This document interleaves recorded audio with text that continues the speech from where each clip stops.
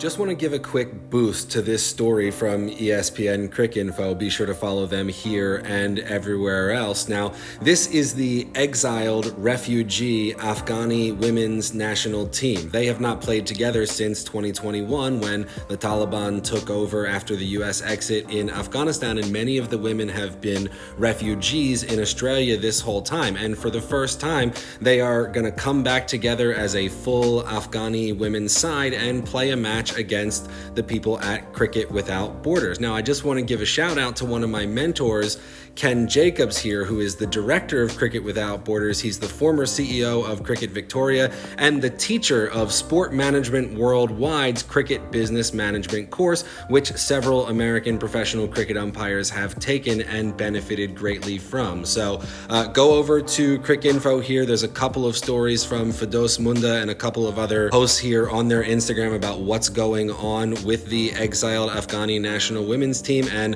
what Cricket Without Borders is doing to try and help. We know that it is incumbent upon all nations within the ICC, especially those who want to work in the upper echelons of the full member nations, that they must have a women's program. But after the Taliban takeover, obviously most of women's social lives have been curbed down to nearly nothing, and one of the first things to be cut from that were their women's national sporting teams. I don't claim to have any specific knowledge of this topic except what's been covered here and in other places around cricket media over the last several years, but I think it's pretty embarrassing that it's a charity who are setting up matches for these refugee players rather than our international governing body, who, no matter what the Afghani home board wants to do, should be organizing a team for proper international play.